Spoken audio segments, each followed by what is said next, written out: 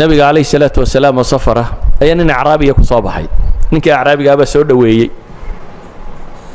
si fiican buu waa marti sooray. dabeetana nabigu calayhi salaatu wasalaam hadday ciidiyad ku yeelato wuu abaalgudi jiray.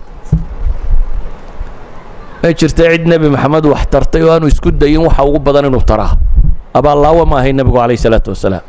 cid kastoo yad ku leh abaal ku leh wuu abaalgudi jiray. markuu arkay ninkan marti sooray buu wuxuu ku yidhi ii ballan qaad inaad noo imanayso, noo kaalay buu ku yidhi, madiina igaga daba kaalay oo ku abaalgudayaay.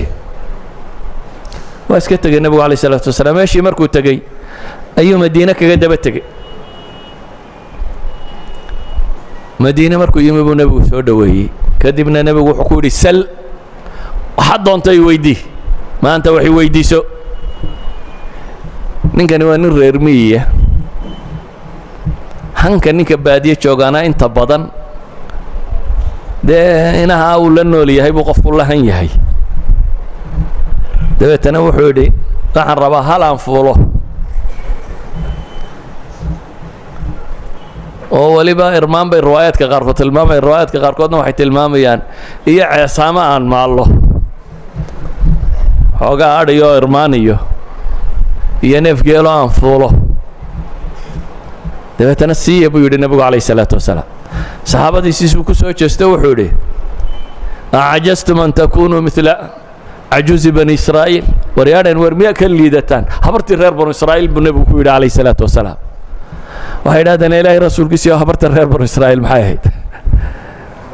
nebigu calayhi salaatu wasalaam wuxuu sheegay islaan reer banu israa'iila. nebi muuse markii uu hijrooday ee uu ka baxay fircoon iyo meeshii uu maamulayey ee ay safarka ahaayeen ayay waddadii ka lumeen. deetana way soo noqdaan waddadii bay heli kari waayeen, lumistaa ku badatay. dabeetana waxay idhaahdeen muuse u istaag.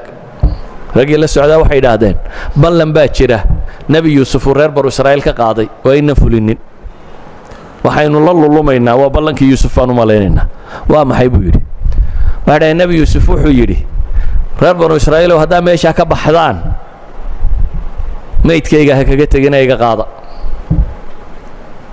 xabaashayda qodoo iga qaada anigana. markaa ballankaasuu naga qaaday bay idhahdeen nebi yuusuf markuu geeriyoonayey. marka waxaynu la lumaynaa baan filaynaa ballankii yuusuf baynu khilaafnaye nebi yuusuf aan raadinno. yaa garanaya baa la yidhi xabaashii nebi yuusuf. waxaa la yidhi habar unbaa wax nooloo imika garanaya, hal islaanaba hadhay, habartaasaa hadhay. habarta igu yeedha buu yidhi. habartii baa loo yeedhay. habartii baa waxaa la yidhi waxaan rabnaa inaad na tusto buu muuse leeyay meesha xabaashii nebi yuusuf. waxay tidhi xukumkayga hallay siiyo oo waa maxay? inaan jannada kugu raaco, jannada kula gala bay tidhi nebi muusew. waa habar janno doonaysaa. haddii aniga intaa haddaan layga rabo aniguna waxaan rabaa maxay? jannaan doonaya. hankeedu halkaasuu taagan yihi. dabeetana xadiidku wuxuu tilmaamayaa muuse arrintu ku yaro weynaatay. ilaahay baa u waxyooday muuse. waxaa la yidhi xukumkeeda sii, islaantaa xukumkeeda sii. waad leedahay baa la yidhi ballankaa laguu qaad inaad nebi muuse jannada u raacdid ee tilmaam. waxay tidhi nawadiya. waxay keentay meel mustanqaca, meel biyo fadhiisiyo qurun ah ayay keentay. waxay tidhi meesha tan biyaa ka dhura. meeshii baa biyaa laga dhuray. markii meeshii la engejiyey waxay tidhi halkaa qodo. dabeetana meeshii baa la qoday, waa laga soo saaray.